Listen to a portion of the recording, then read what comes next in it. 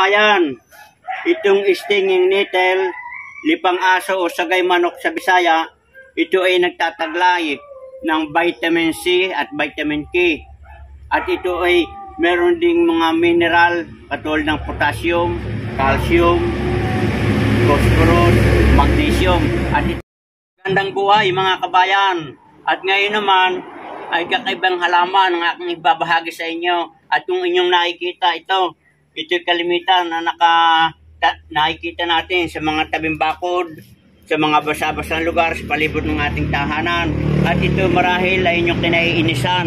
Kayo emot na emot dahil basta kayo mapasagi, ay dito ay sobrang kate. Lalo na kapag itong ating mga baraso, binti, ay napakakate. At alam nyo, ang tawag dito mga kabayan, dito sa amin sa Batangas ay lipang aso. Sa Bisaya naman ay sagay manok. At ito ay napakakate. Pero sa kabila ng kanyang makati, ng kanyang mga dahon, ito pala ay maraming benepisyo at mineral na makatutulong sa ating kalusugan. At ayon sa aking research, ito ay daang taon na mga kabayan na ito ay ginagamit sa Sinai, New York, USA, na ito ay pantulong sa mga karamdaman, sa mga pananakit ng ating kalamnan, joints, arthritis, at nagpapababa din ang ating sugar level. At hindi lamang yon, ito yung nakakatulong din sa mga pamamaga at meron itong anti-inflammatory properties na nakakatulong sa mga namamaga nating mga kasukasuan o katawan. Yan, ito mga kabayan. At ito ang bisa nito ay kaparehas na rin ng ating binibili na alingatong roots o yung ating inilalaga, parehas din sila. Pwede rin lagay ng ugat nito at pwede rin natawag na dahon nito. Ang tawag nito sa ibang bansa ay stinging nettle. At itong kanyang mga dahon, itong maraming maitutulong sa ating karamdaman. Mga kabayan, ito naman mga bulaklak na ito, yan, ito naman ang malimit nating tumutubo. Pag ito'y hinog na at sumabog na dito sa lupa, yan, napakabilis niya dumami. Kung ito ang maraming similya, dami-dami ng kanyang bulaklak. Kaya ito kahit bunutin nyo mga kabayan, hindi na nauubos. Mamalay-malay kayo, pag bumasa ang ulan, may mga tubo na ulit kung saan-saan, sa mga basitera, minsan sa mga ilalim ng puno ng kahoy. Katulad nito, tumubo sa ilalim ng puno ng kalamansi. At marami pa yun, no, dami. Ang iba nga, binunot ko na, sobrang kati pag napasagay sa inyong binti, lalo kung kayo hindi nakapantalon. Yan mga kabayan. At ito pwede rin natin kainin.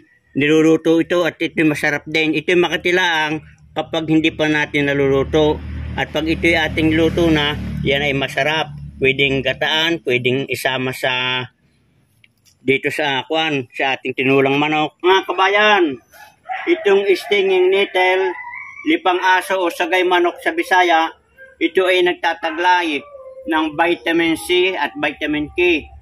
At ito ay meron ding mga mineral katulad ng potassium, calcium, phosphorus, magnesium. At ito ay nakatutulong sa ating iba't ibang uri ng karamdaman. Ngayon, ang pamamaraan naman ito, paano ito makakatulong sa ating karamdaman? Tayo ay magagawa ng tsaa ng dahon nito. Kung tawagin ay nettle tea, yung kanyang dahon. At ang ating gagawin, tayo ay kukuha na mga kabayan at tayo ay magagawa na ng tsaa.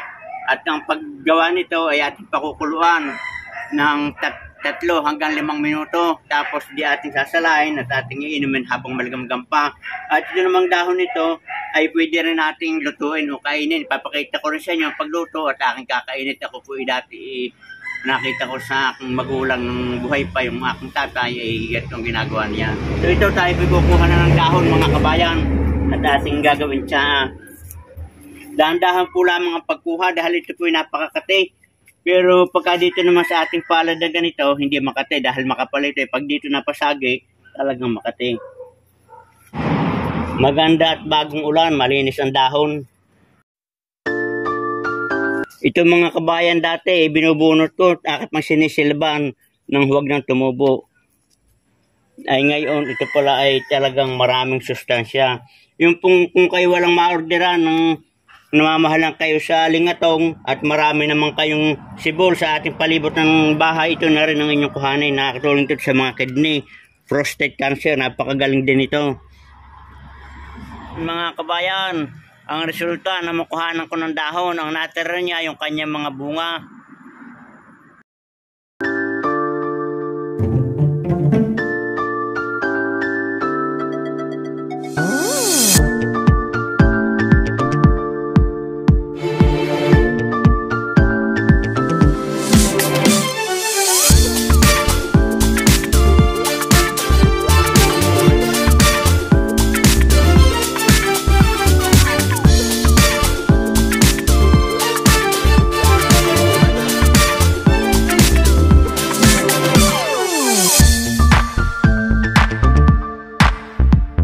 Mga kabayan, atin na pong huhugasan at lilinis ng maayos itong dahon ng lipang aso o sagay manok sa Bisaya. Ito po.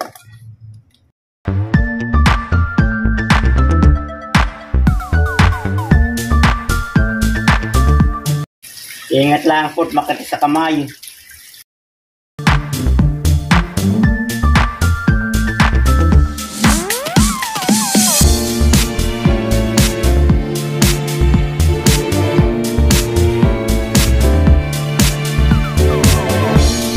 Yan, ito mga kabayan, pagkatapos nating mahugasan ng malinis, ay ating ilalagay na sa ating kaserola at ating pakukuluan ng 3 hanggang 5 minuto. Ito.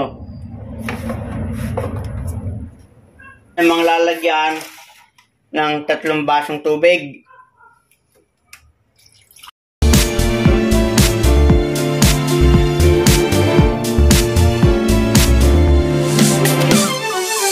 Kabayan, pwede rin ang 4 ay mas maganda yung 3 na lamang para matapang-tapang at makuha natin yung kumplitong nutrihino na itong ating lipang aso. Kumukulo na mga kabayan ang stinging nettle sa English, lipang aso naman sa Batangas at sagay manok sa Bisaya. Yan, hintayin natin ang 3 minuto at ating ahonin at ating palalamig-lamigin at saka natin iinuman yung tsa pagkatapos nating masala. Mga kabayan, ito yung tsa ng ating natawag na sagay manok sa Bisaya, lipang aso dito sa amin sa Batangas, at stinging nettle sa English. Ito po, parang nakakamukha ng ating alingatong roots. Yung pong alingatong roots, at saka ito halos parehas na rin yung kanyang bisa, at parehas din po yung kanyang lasa. Ito po, ating iinumin na. Kailangan po malagamgam natin iinumin.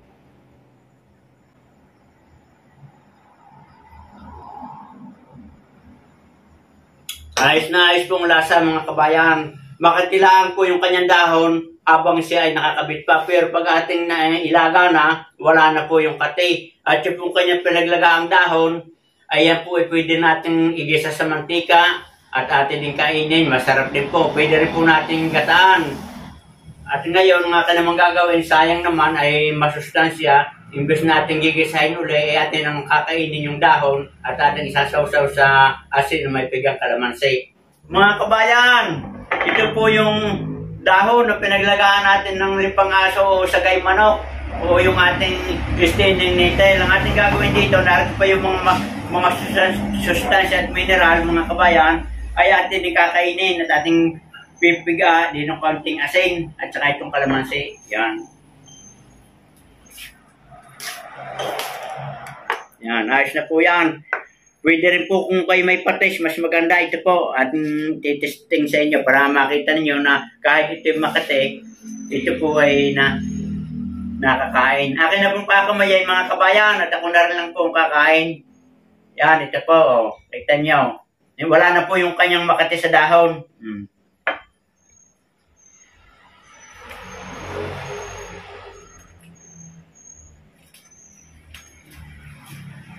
Napakasarap mga kabayan. Tapos itong ating teaser, itong kanyang tsaa. At ito po ay nakakapaglinis din ng ating atay, yung ating liver, saka yung ating prostate cancer. Ito po ay nakakatulong yung ating urinary tract infection sa ihe. Yan mga kabayan. Para mapatunayan ninyo na ito ay nakakain. Pwede pong isawag natin sa tinulang manok o gulay. Yan.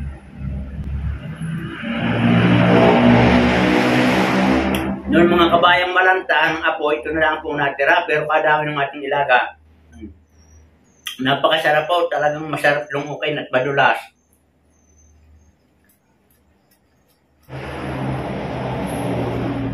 Kaya po mga kabayan, hanggang dito lamang at sana'y minatutunan kayo sa mga halamang pantulong sa ating mga karamdaman. At huwag po niyo kakalimutan, pakishare na lang po at pakipindot ng notification bell para maraming tao ang magkaroon ng ideas pangmarang ito doon sa mga taong may karamdaman na matagal nang dinadala na hindi pa gumagaling. Pero mga kabayan, mahalaga pa rin ang tayo ay magkumonsulta sa ating ekspertong manggagamot para tayo ay makahingi ng kaukulang payo. So good luck and good health, magandang buhay kabayan.